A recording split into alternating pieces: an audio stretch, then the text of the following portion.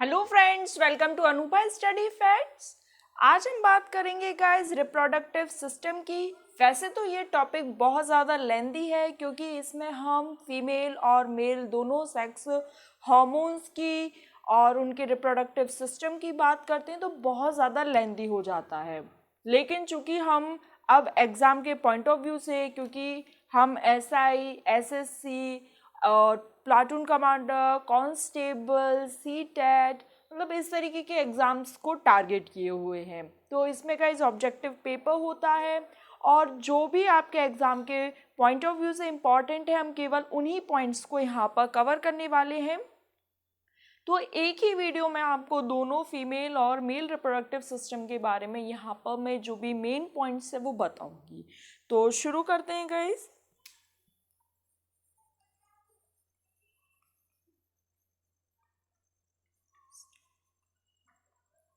सबसे पहले ये समझना ज़रूरी है कि रिप्रोडक्शन क्या होता है। ये है प्रजनन तंत्र, ये कैसे काम करता है और ये क्यों ज़रूरी है।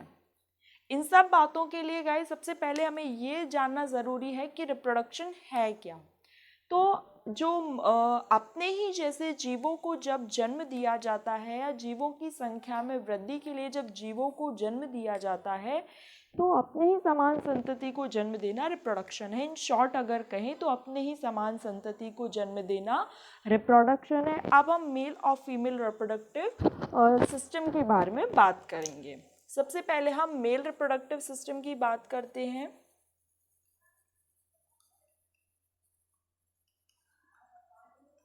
जिसमें सबसे पहले हम बात करेंगे कि जो मेल का रिप्रोडक्टिव ऑर्गन है वो क्या है। तो ऑर्गन है गाइस टेस्टिस, और टेस्टिस क्या करता है, स्पर्म फॉर्म करता है। मतलब स्पर्म कहाँ बनते हैं, टेस्टिस में, जिसे हिंदी में वृषण कहते हैं और स्पर्म को शुक्राणु कहते हैं। गाइस मैं दोनों लैंग्वेज लेकर चलने की कोशिश करूँगी, लेकिन मेरा यही मानना है कि अगर आप इस चीज़ को पढ़ रहे हैं, जैसे आप मैथ्स के स्टूडेंट हैं, आर्ट्स स्ट्रीम से हैं, कॉमर्स से हैं, साइंस से भी हैं, तो आप इंग्लिश अगर चलेंगे तो बहुत ज़्यादा हेल्पफुल रहेगा। क्योंकि गाइस कोई सी भी स्ट्रीम से हो, अगर आप कॉम्पिटिटिव एग्ज़ाम्स की तैयारी कर रहे हो तो आपके लिए साइंस बहुत ज़्यादा इंपॉर्टेंट है, क्योंकि साइंस आजकल हर एग्ज़ाम में अपना वेटेज लेकर चलता है। मैंने गाइस एनालिसिस किया है, उसमें अभी तक के पेपर्स में मुझे ये देखने मिला कि पुलिस कांस्टेबल में कम से कम 8 से 12 नंबर, एसआई में 15 नंबर, जेल डिपार्टमेंट चाहे जेल प्रहरी हो, प्लाटून कमांडर हो, तो उसमें गाइस 20 मार्क्स का अलग से लिखा आता है जनरल साइंस। तो जनरल नॉलेज के अलावा 20 मार्क्स का जनरल साइंस पूछा जाता है। तो अगर आप लोग ये कर रहे हैं, जो कोर्स मैंने बनाया है साइंस फुल कोर्स बाय अनुभव स्टडी फैक्ट्स, तो अगर आप कर रहे हैं तो आप लोगों के लिए बहुत ज़्यादा बेनिफिशियल होगा। और बात रही इंग्लिश की, तो गाइस कोशिश करो कि थोड़ा सा आप इंग्लिश टर्म को ज़्यादा यूज़ करो, ठीक। तो स्पर्म फॉर्मेशन की जो प्रोसेस है वो क्या कहलाती है, स्पर्मेटोजेनेसिस। स्पर्मेटोजेनेसिस कहलाती है। मेल रिप्रोडक्शन सिस्टम में जो ऑर्गन है वो क्या है, टेस्टिस है, मतलब वृषण है।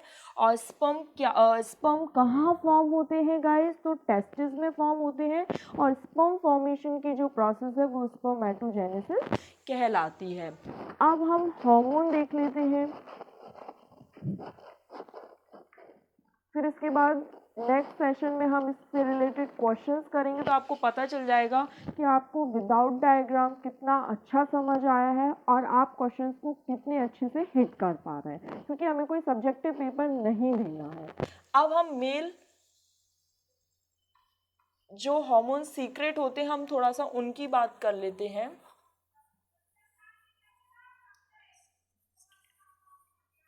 टेस्टोस्टेरोन जो हार्मोन होता है वो क्या करता है, टेस्टिस से स्पर्म फॉर्मेशन की प्रोसेस में भाग लेता है, टेस्टोस्टेरोन। और जो एंड्रोजन हार्मोन होता है वो क्या काम करता है, वो मेल में सेकेंडरी सेक्सुअल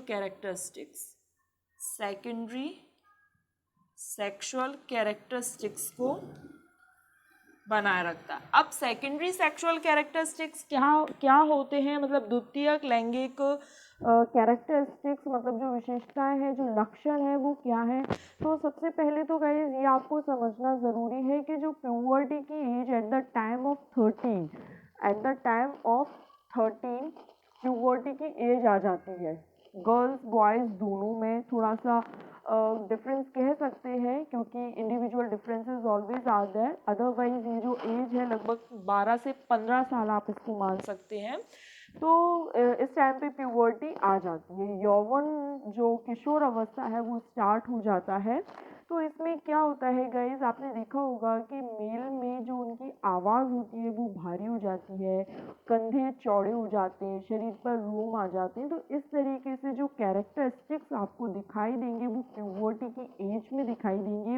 इससे पहले जो बालक रहता है वो बालक है, आप उसे किशोर नहीं कह सकते हैं, वो एक बच्चा है। लेकिन जैसे ही वो 13 वर्ष या 14 वर्ष की उम्र में आता है तो वो किशोर कहलाने लगता है। और उसमें हार्मोनल चेंजेस आपने बहुत बार सुना होगा, एक्ने वगैरह भी देखने को मिलते हैं, फेस पर पिंपल्स हुए। तो ये सब हम डॉक्टर्स को जब भी दिखाया जाता है तो उनके द्वारा बोला जाता है हार्मोनल चेंजेस है। तो गाइस मेल में टेस्टोस्टेरोन और एंड्रोजन ये हार्मोन्स होते हैं जिनकी वजह से आवाज़ में भारीपन, शरीर पर रोम का आना, इस तरीके से कैरेक्टरिस्टिक्स दिखाई देते हैं। और इनको हम सेकेंडरी सेक्सुअल कैरेक्टरिस्टिक्स कहते हैं। ठीक, अब ये हो गई मेल की बात। अब फीमेल में देखते हैं कि फीमेल रिप्रोडक्टिव सिस्टम की बात करते हैं। फीमेल रिप्रोडक्टिव सिस्टम की बात करते हैं गाइस, तो इसमें जो मेन रिप्रोडक्टिव ऑर्गन है वो क्या है? ओवरी है। ओवरी में ओव्यूल या ओवम कह सकते हैं, ओवम बनता है। और ओवम बनने की जो प्रोसेस है, ओवरी में जो ओवम बनता है, ये जो प्रोसेस है ये oogenesis कहलाती है। ठीक, ओवरी मतलब अंडाशय और ओवम मतलब अंडाणु। ठीक, तो गाइस क्या जो फीमेल रिप्रोडक्टिव सिस्टम है उसका जो फीमेल का मेन रिप्रोडक्टिव ऑर्गन है वो क्या है? ओवरी है। ओवरी में ओवम फॉर्म होते हैं और ओवम फॉर्म की जो प्रोसेस है वो oogenesis कहलाती है। आई होप यहाँ तक अच्छे से समझ आ गया होगा। अब हार्मोन्स की बात करते हैं कि जो फीमेल में जो हार्मोन सीक्रेट होते हैं, वैसे जो भी हार्मोन्स की बात है हम एंडोक्राइन सिस्टम में कर चुके हैं। यहाँ मैं आपको शॉर्ट में बता दूंगी, आप चाहे तो एंडोक्राइन वाली जो वीडियो है आप देख सकते हैं, लिंक आपको डिस्क्रिप्शन बॉक्स में मिल जाएगी। तो यहाँ पर अगर हम हार्मोन्स की बात करते हैं तो ईस्ट्रोजन, फिर जब हम नेक्स्ट सेशन में क्वेश्चन लगाएंगे गाइस तो आपको सब कुछ पता लग जाएगा कि क्वेश्चन किस तरीके से पूछ रहा है। ठीक है, ईस्ट्रोजन, प्रोजेस्टेरॉन, ऑक्सीटोसिन और रिलैक्सिन और प्रोलैक्टिन, इसको लैक्टोजेनिक भी बोलते हैं। ये सब कुछ डिस्कस कर चुके हैं। अगर आप जुड़े हैं शुरुआत से मेरे साथ तो आपको इसमें पता होगा कि ये सब कुछ हम डिस्कस कर चुके हैं। एक बार और देख लेते हैं। जो ईस्ट्रोजन हार्मोन होता है वो क्या करता है? गर्ल्स में सेकेंडरी सेक्सुअल कैरेक्टरिस्टिक्स को बनाए रखता है, या उसमें जैसे कि जो द्वितीयक लैंगिक लक्षण होते हैं, लड़कियों की आवाज़ का पतला होना, उसके बाद शरीर पर रोम आना, मेमोरी ग्लैंड्स जो होती है उनका ग्रो करना होता है। तो ये सब ईस्ट्रोजन की वजह से होता है। तो ईस्ट्रोजन का क्या काम होता है? तो ये फीमेल में सेकेंडरी सेक्सुअल कैरेक्टरिस्टिक्स, द्वितीयक लैंगिक लक्षण इसकी वजह से आते हैं। ठीक, उसके बाद ये प्रोजेस्टेरॉन होता है, ये गर्भधारण में सहायता करता है। गर्भधारण में सहायता कौन सा करता है? प्रोजेस्टेरॉन। इसको थोड़ा सा अगर आपको लेंदी समझना है, वैसे आपके एग्जाम के पॉइंट ऑफ व्यू से इम्पोर्टेंट नहीं है, लेकिन फिर भी जो एंडोमेट्रियम एक झिल्ली रहती है जो कि बच्चे का जो भी वजन होता है वो सब कुछ एंडोमेट्रियम एक झिल्ली होती है वो साधे रखती है। ठीक, जैसे ही निषेचन होता है तो एंडोमेट्रियम फिर गिरती नहीं है। एंडोमेट्रियम अगर गिरेगी तो मेंस्ट्रुअल साइकिल स्टार्ट हो जाएगा और वो जो भ्रूण बना है वो नष्ट हो जाएगा। ठीक, तो जो एंडोमेट्रियम है वो प्रोजेस्टेरोन हार्मोन की वजह से सदी रहती है, मतलब वो गिरती नहीं है। अगर वो गिर जाएगी तो जो शिशु है या जो भ्रूण है उसकी हत्या हो जाएगी और जो रक्त के रूप में बच्चा नष्ट हो जाएगा। मतलब ब्लीडिंग स्टार्ट होने की वजह से जो गर्भ में जो बच्चा होगा वो ख़त्म हो जाएगा। ठीक है, ये केवल एक जनरल बात थी गाइज, आपके एग्जाम के पॉइंट ऑफ व्यू से जितना इम्पोर्टेंट है मैं आपको सारे एस्पेक्ट बताती जा रही हूँ कि जो प्रोजेस्टेरोन है वो गर्भ धारण में सहायता करता है। उसके बाद जो ऑक्सीटोसिन है, अगर आपने एंडोक्राइन वाली वीडियो देखी तो उसमें मैंने बताया था कि जब एक माँ अपने बच्चे को गले लगाती है तो कौन सा हार्मोन रिलीज होता है। एज इट इज़ आपके पुलिस कांस्टेबल जेल डिपार्टमेंट वाले पेपर में 2 से 3 बार क्वेश्चन पूछा गया है कि जब माँ अपने शिशु को या किसी शिशु को जब गले लगाती है तो कौन सा हार्मोन रिलीज होता है, तो ऑक्सीटोसिन। और ऑक्सीटोसिन क्या करता है, मिल्क इजेक्शन का भी काम करता है। मिल्क इजेक्शन मतलब मेमोरी ग्लैंड से मिल्क इजेक्शन मतलब दुग्ध स्राव का काम करता है। ठीक है, अब रिलैक्सिन हार्मोन क्या काम करता है, तो रिलैक्सिन हार्मोन काम करता है गाइस प्यूबिक सिम्फाइसिस को ब्रॉड करके शिशु जन्म को आसान बनाता है। ये क्या करता है, शिशु जन्म को आसान बनाता है।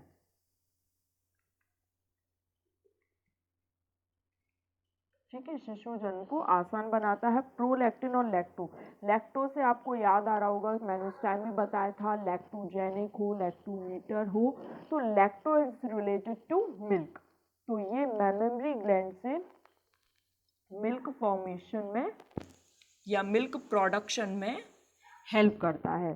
तो गाइज आपको एग्जाम में किस तरीके से क्वेश्चन देखने मिलेंगे ये नेक्स्ट वीडियो में आपको पता चलेगा। यहाँ पर मैं थोड़ा सा बता देती हूँ कि आप इस तरीके से याद रखें कि एंड्रोजन टेस्टोस्टेरोन जो है वो मेल के हॉर्मोन्स होते हैं, मेल द्वारा सीक्रेट होते हैं, और जो estrogen, progesterone, oxytocin, relaxin, prolactin और जो लैक्टोजेनिक हार्मोन है वो फीमेल से सीक्रेट होते हैं। ठीक, ताकि आपको कंफ्यूजन नहीं रहेगा। अगर उसने ऐसा एग्जाम में पूछा भी गया है आपका जेल डिपार्टमेंट में कि मेल हार्मोन कौन सा है या मेल रिप्रोडक्टिव हार्मोन कौन सा है, आपको 3 ऑप्शन कोई से भी इनमें से देखने मिल जाएंगे और एक ऑप्शन आपको एंड्रोजन या टेस्टोस्टेरोन में देखने को मिल जाएगा। तो आपको छांटना आना चाहिए। आप जब तक आपको ये बात पता नहीं होगी कि कौन से हार्मोन किस द्वारा सीक्रेट किए जाते हैं, किसके द्वारा सीक्रेट किए जाते हैं, आप उसमें से नहीं छांट पाएंगे। ठीक, तो ये आपको अब बहुत अच्छे से पता चल गया होगा। अब फर्टिलाइजेशन की प्रोसेस क्या होती है, जब एक स्पर्म ओवम से मिलता है तो निषेचन या फर्टिलाइजेशन होता है। और ये प्रोसेस क्या कहाँ होती है, तो ये बहुत ज़्यादा इम्पोर्टेंट, बहुत बार आपका यहाँ तक कि नीट जो एग्ज़ाम होता है, क्योंकि यहाँ से नीट में लगभग 5 से 6 क्वेश्चन का कवरेज होता है और आपको पता है कि जो एक क्वेश्चन होता है वो 4 मार्क्स का होता है, तो लगभग आपका 24 नंबर 20 से 24 नंबर आपका यहाँ से कलेक्ट होता है रिप्रोडक्टिव सिस्टम से। तो आप इस चीज़ को ध्यान से देखिए कि जो स्पर्म है जब वो ओवम, तो ये फर्टिलाइजेशन की प्रोसेस, और ये कहाँ होती है, ये इम्पोर्टेंट है, ये कहाँ होती है, ओविडक्ट या फिर या फैलोपियन ट्यूब। अब पहले क्या होता था कि फैलोपियन ट्यूब बहुत बार एग्जाम में पूछ ली गई, तो लोगों को पता चल गया कि भाई जो यहाँ पर ये जो फर्टिलाइजेशन की प्रोसेस है ये फैलोपियन ट्यूब में हो रही है। थोड़ा सा कंफ्यूज करने के लिए अब फैलोपियन ट्यूब ऑप्शन में ही नहीं देते हैं, यूट्रस दे देंगे या कोई से भी अदर 3 ऑप्शंस आपको दे दिए जाएंगे। तो आपको पता होना चाहिए कि फैलोपियन ट्यूब का ही दूसरा नाम क्या है, ओविडक्ट है, अंडवाहिनी है। ठीक गाइज, आप इस तरीके से अगर अच्छे से रिलेट कर पाएंगे तो विदाउट डायग्राम भी, क्योंकि बहुत से अलग अलग स्ट्रीम से स्टूडेंट हैं, ज़रूरी नहीं उनको बिल्कुल इतना ही कि डीपली समझना है भाई, उन्होंने जिसने 10th के बाद से मैथ्स छोड़ दी है और पीजी मैथ्स में ही किए बैठे हैं, तो उनके लिए मैं कोशिश कर रही हूँ कि अगर आप कॉम्पिटिटिव एग्ज़ाम्स की तरफ जा रहे हैं जिसमें 15 से 20 नंबर का वेटेज है साइंस का, मैं बार बार यही बात कहती हूँ कि अच्छा वेटेज आने लगा है साइंस का 15 से 20 नंबर तक का, अलग से जनरल साइंस का कि आपको पोर्शन दिया जाता है और उसमें आपको 20 क्वेश्चंस देखने को मिलते हैं 1 मार्क्स ईच। ठीक, तो अब यहाँ पर ये भी बात हो गई। अब थोड़ा सा ये बात कर लेते हैं जो प्लेसेंटा होता है, इस एक सेकंड, इससे पहले ये बात कर लेते हैं कि जब ओवम और स्पर्म मिलते हैं तो जाइगोट फॉर्म होता है, और जो जाइगोट होता है वो डिप्लॉइड होता है। ये आपको एग्जाम में पूछने मिल जाएगा कि जो जाइगोट है वो कैसी रचना है, हैप्लॉइड है मतलब सिंगल सेल्ड है, डिप्लॉइड है मतलब डबल सेल्ड है, ट्रिप्लॉइड है, ट्रिपल सेल्ड है, तो किस प्रकार की रचना है जो जाइगोट है, वो डिप्लॉइड है, डबल सेल्ड रचना है। ठीक, उसके बाद क्रोमोसोम्स की और बात कर लेते हैं, फिर हम प्लेसेंटा की बात करेंगे। क्रोमोसोम का इसमें बहुत बार डिस्कस कर चुकी हूँ, 2 से 3 बार हो चुका है, एक बार और समझ लीजिए क्योंकि ये भी एग्जाम के पॉइंट ऑफ व्यू से इम्पॉर्टेंट है। 46 क्रोमोसोम है या 23 पेयर है। 22 पेयर जो होते हैं वो मेल फीमेल दोनों में समान होते हैं, और जो 23rd पेयर होता है वो डिफर करता है और वो ही किसी बच्चे का लिंग निर्धारित करता है। ठीक है, अभी हम समझेंगे कैसे। जो 22 पेयर है उनको तो हम बोलते हैं ऑटोसोम्स। क्या बोलते हैं? ऑटोसोम्स। और जो 23rd पेयर उसको बोलते हैं सेक्स क्रोमोसोम। मतलब लिंग निर्धारण का जो काम करता है वो 23rd पेयर वाला ही काम करेगा। अब इसमें भी ये मैं एम से मेल को डिनोट कर रही हूँ और एफ को फीमेल से। ठीक, तो जो मेल में है उसमें एक्स वाई क्रोमोसोम होता है और फीमेल में एक्स एक्स क्रोमोसोम होता है। एक्स वाई होता है गाइस, अगर आपको नहीं दिख रहा है तो मैं यहाँ लिख देती हूँ, और एक्स एक्स जो है वो फीमेल में है। तो जो वाई क्रोमोसोम है जो मेल है वो होता है सेक्स डिटर्मिनेशन का कारण, मतलब लिंग निर्धारण कौन करेगा? वाई क्रोमोसोम करेगा। क्योंकि देखिए गाइस 22 पेयर्स ऑफ जो क्रोमोसोम्स होते हैं वो तो दोनों में सेम है, बट अगर और 23rd पेयर अगर फीमेल की बात करें तो फीमेल में भी दोनों जो क्रोमोसोम है वो भी सेम है। तो भाई जो अलग है वही डिटर्मिनेशन करेगा किसी चीज़ का, तो सेक्स डिटर्मिनेशन का काम करता है वाई क्रोमोसोम। ये आपका जो चाइल्ड डेवलपमेंट एंड पेडागोजी का उसमें भी ये वाला टॉपिक है, क्योंकि हेरिडिटी से रिलेटेड है, हेरिडिटी एंड एनवायरनमेंट से मैंने उसमें भी डिस्कस किया है। और अगर आप सीटेट की तैयारी कर रहे हैं तो चैनल पर सीडीपी फुल कोर्स बाय अनुभव स्टडी फैक्ट्स के नाम से आप सर्च कीजिएगा यूट्यूब पर और आप देखिएगा ज़रूर। ठीक, तो एक्स वाई जो क्रोमोसोम है वो मेल में है और वो डिटरमाइन करता है सेक्स कि बच्चा बॉय होगा या गर्ल होगी। ठीक, अब हम प्लेसेंटा की बात कर लेते हैं कि भाई प्लेसेंटा क्या है।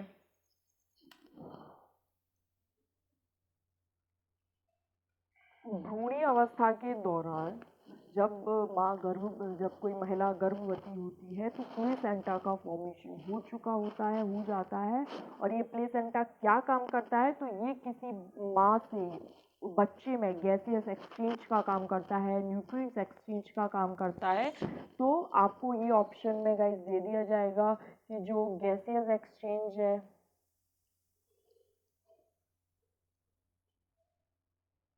उसके बाद आपका न्यूट्रिएंट्स एक्सचेंज है, ये सब काम कौन? प्लेसेंटा करता है।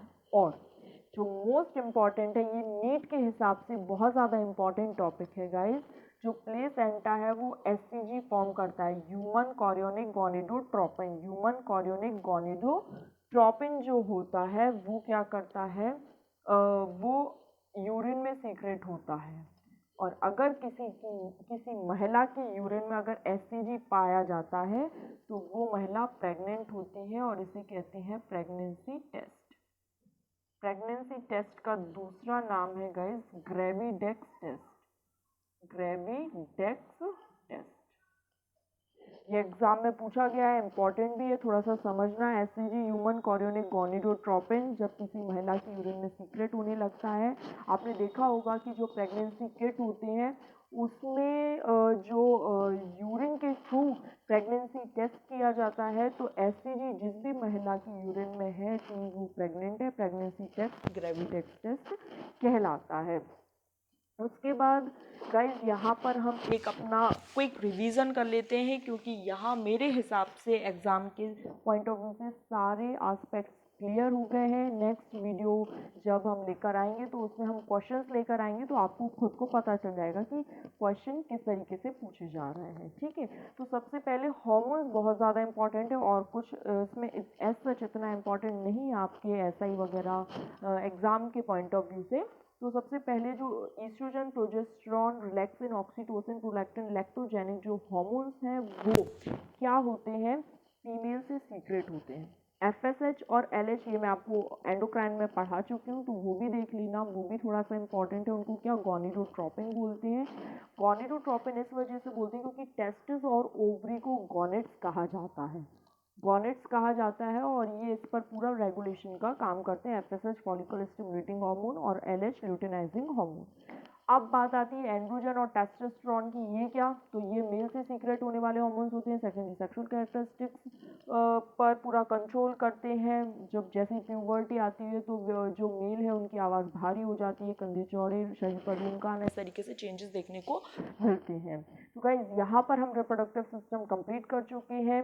और अगर आपको ये वीडियो पसंद आए, आपको लगे कि हाँ वाकई में बहुत छोटे से वीडियो में बहुत कॉम्पैक्ट वे में आपको सारी इन्फॉर्मेशन मिल गई है एग्ज़ाम के पॉइंट ऑफ व्यू से, क्योंकि हमें यहाँ पर एग्ज़ाम क्लियर करना है गाइज, तो क्लियर कराना मेरा काम है और क्लियर करना आपका काम है। तो यहाँ पर ये रहा, लगे कि वाकई में बहुत ज़्यादा हेल्पफुल रही, तो प्लीज़ लाइक करना, शेयर करना। जो फ्रेंड्स आपकी एसआई, पीएससी और प्लाटून कमांडर, जेल पैरी, jail department, police constable, lab technician, lab assistant, paramedical, CTET, MPTET, UPTET जैसे एग्ज़ाम्स की अगर तैयारी कर रहे हैं तो शेयर करना, और पहली बार चैनल पर आए तो गाइस सब्सक्राइब करना। Thanks for watching this video.